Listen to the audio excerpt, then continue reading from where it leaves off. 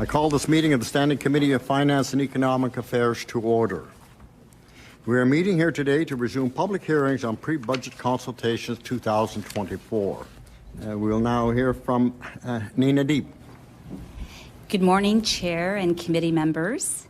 My name is Nina Deeb. I'm a full-time real estate broker since 1996.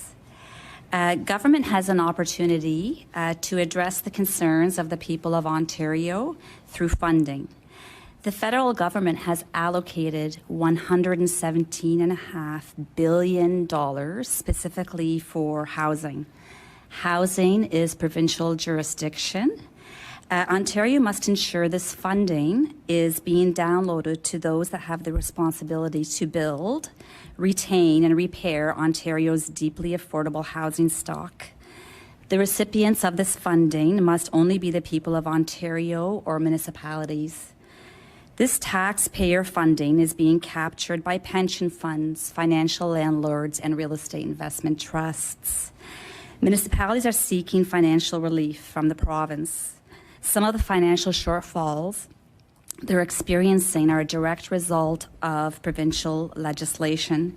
Nutrition for Learning experienced food cost increases of 90% last year. Canada is a wealthy country. Food insecurity is due to corporate misconduct and taxation inequality. It is a result of rents, utilities, interest rates, and home costs having tripled. Household incomes have not kept up. Some households are spending 100% of their incomes on their housing. In 1996, there were 13 competing grocers in Canada. This has been reduced to 5. Loblaws, Sobeys, Metro, Walmart, and Costco. The Affordable Housing and Groceries Act will do the exact opposite of its title. It will concentrate powers and increase the profits of the corporations at the top even more. The legislation makes housing and groceries more expensive. Overpriced food has led to hunger and waste. Corporations are destroying food in their compactors. Corporations are creating serious food insecurity for Canadians while operating as real estate investment trusts. REITs and pension funds are operating as asset managers of real estate. They do not pay taxes in Canada. This has a corrosive effect on what remains in our local markets to circulate. This money leaves the area it's generated in and reduces the prosperity of the local population, sending their labor to other countries through rent collection. Wealthy corporations are destroying the food that humans need to live. These corporations are being rewarded with tax exemptions and sole-source contracts. The favoritism of corporations over people must end. Corporations do not live. They do not need houses. They do not need food. Humans must have housing and food in order to live. Corporations cannot be trusted with Ontario's housing or food supplies. Ontario has a growing new field of colleges, councils, and associations that claim to be protecting the interest of the public. These organizations do not pay taxes. Some are collecting $1 million per employee while claiming to be not-for-profit. These organizations are being carried by the taxpayers of Ontario and Canada. These non-government organizations are a shadow government that we did not elect. Delegation to private corporations must be rescinded. These capitalist enterprises only take. They bring nothing to the table. These corporations are capitalist entities that employ the politicians that created them when they were elected members of Parliament. They must be abolished. Revenue. Some corporations are paying reduced taxes, some pay no taxes, and some are reaching into the collection basket to cover their own operations. With self-regulation, my organized industry severed itself into two and transformed itself from a trade organization grossing $3 million a year to a profit powerhouse that's grossing over $70 million annually. It only has 70 employees. This is the size of a Tim Hortons grossing $70 million a year and not paying taxes. This corporation, the regulator also does not pay taxes. The landlord does not pay taxes. Their landlord is Starlight Real Estate Investment Trust, which is otherwise known as Blackstone. The spin-off business ideas don't pay taxes. The idea to exempt one corporation from taxation has been extended and has grown into 108 corporations that do not contribute anything to the budget that we're trying to make stretch today. Their network of businesses have surpassed $1 billion a year. They're local organizations with transnational interests. They lobby to defund Ontario, Canada, municipalities, and taxpayers. They are transferring their tax responsibilities to the people of Ontario. The Travel Authority must reimburse the people of Ontario $10.1 million and repay the compensation fund the $30 million they have spent. This delegated authority does not have the authority to spend the Consumers' Compensation Fund. The 407 operators owe the people of Ontario $1 billion. I would like to ask for to support the public libraries in their requests. They've been asking for many years for increases. They haven't had increases in 25 years. The budget request for provincial library grant is supported. The request for an Ontario Digital Library is supported. This will increase library services to all of Ontario, expanding access to rural areas that do not have this benefit now, or any library benefits now. An annual First Nations library grant is also supported. Library investments complement the education investments that Ontario makes. Ontario uploaded education. Libraries were left behind, which is fine, but they need funding. This is a very small request. Request for budget allocations for $60 billion to be downloaded to the 444 municipalities. This funding is required to set up acquisition funds to build social and cooperative housing. Ontario needs deeply affordable housing. When the federal government and the province retreated from home building, 17,000 approved homes were not built in Ontario. The housing deficit continues to grow. Please keep the municipalities, the delivery of social support, service supports, healthcare, and libraries at the top of your budget considerations. We're a wealthy province, and we can afford all the programs that we have. We need tax reform to capture the corporate malfeasance that is pushing up the costs of housing and groceries. Ontario can remove the tax incentives that encourage this bad conduct. These players must contribute to the pot. We need more money. Corporations must be banned from real estate ownership. That concludes the time. I'll go to the official opposition, MPP Harden. Thank you very much, Chair. Good morning, everybody. Good morning. And as we get started, can I just quickly offer a public thanks to all the MTO workers out there salting the roadways that made sure our buses and our cars could get here. We had occasion to talk to one of those folks who work in security in Brockville, I know, but thank you to all those families. Thank you to all those workers. Okay, let's get started, Ms. Deeb, talking a little bit about the housing crisis and some of the information you presented this morning. I've been at committee before, and I've heard you talk about worries with respect to real estate investment trusts. When we met in Brockville, we had occasion to hear from an organization representing asset managers, hedge funds, private equity firms, managing allocations of less than $1 billion. And their worry was that if there's not a focused attempt to understand how massive capital managers are entering into the Canadian space, we are not going to be in control of important sectors of our economy. This is advice coming to us from Bay Street, to be clear, okay?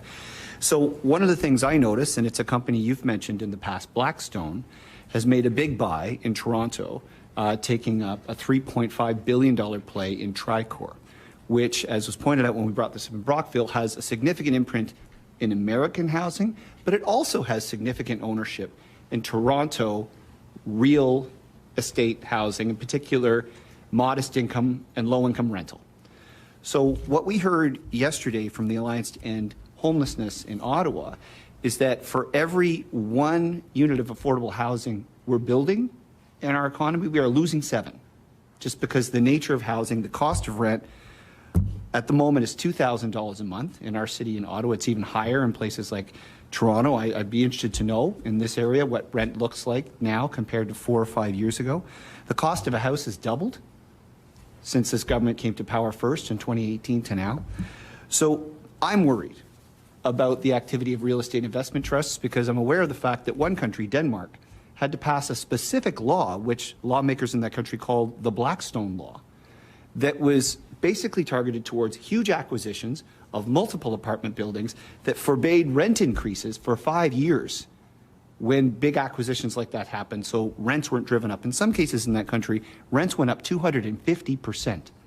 250%, so long-serving tenants were pushed out, modest changes were made, and rents were jacked up. As you're looking at the information you presented to the committee this morning, are you still worried about the activities of real estate investment trusts and what it will do to make the housing crisis worse? Thank you for the question. I am worried enough about the activity of real estate investment trusts and pension funds in Canada that I have in my 14 recommendations to government on making housing affordable. I have recommended for probably about 3 years now to ban them. I think that real estate investment trusts should be banned in Canada. The Blackstone is banned, not in other countries as well. They have brought in legislation, Europe, I think it was Netherlands. It's important to realize that there's different names they're operating under within the different countries, and sometimes it looks like it's a repatriation between the local corporation and Blackstone when they come in and take over. Quite often they're taking over 30,000, 60,000 units at a time. So they bought in one lump block purchase, I think it was around 1,600 units in my region. They are the top real estate landlord in Waterloo region is Blackstone. And I have taken inventory of every high-rise building in Waterloo region. Moving Mr. Warden over to you. First of all, thank you for representing realtors this morning.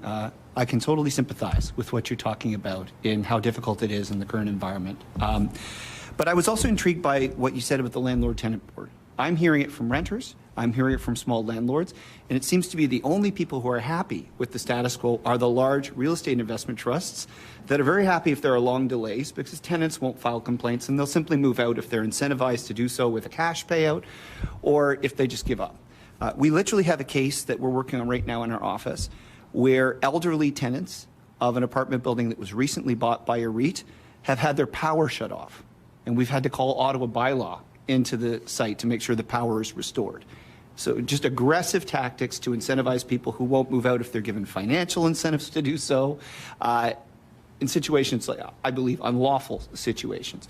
So could you just, for the benefit of the committee, explain if the goal that I understand the Landlord-Tenant Tribunal set in 22-23 is to have a hearing within 50 days.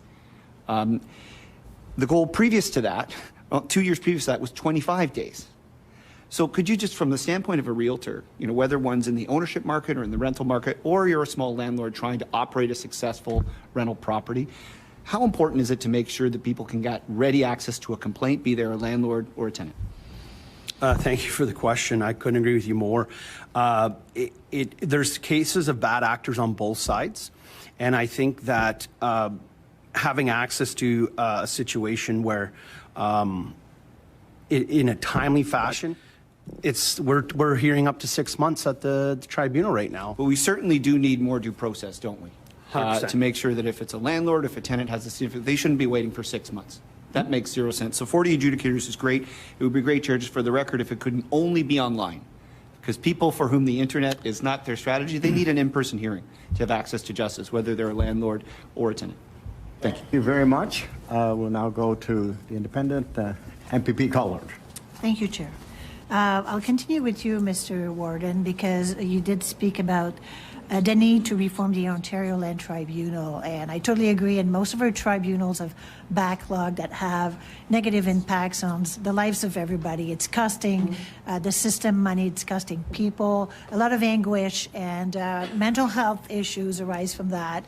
I'm just wondering, and it's maybe something I missed, but while I agree that we need to improve the Ontario Land Tribunal process, how do you see that would impact the price of housing? Do you see a link, or you're just talking about the need to do that? I think there's two sides to that. I think it is going to. I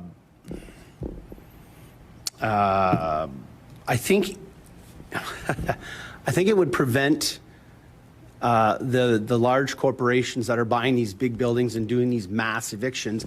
I think eventually we'll get to less of that, because if it's reformed and there's a more reasonable approach to how the rents are able to be increased over time, I think it'll slow down that.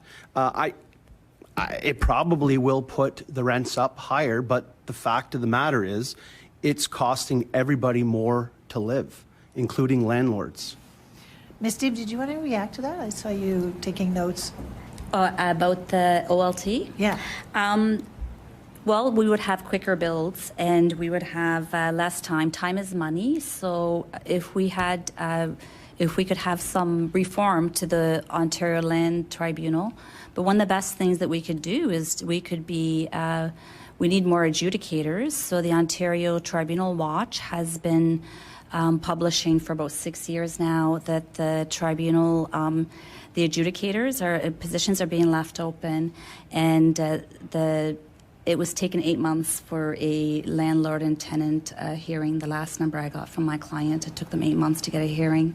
Right. And while the digitization of process can save some time, would you agree that it's not for everybody and that there still needs to be capacity for people to appear before the board itself?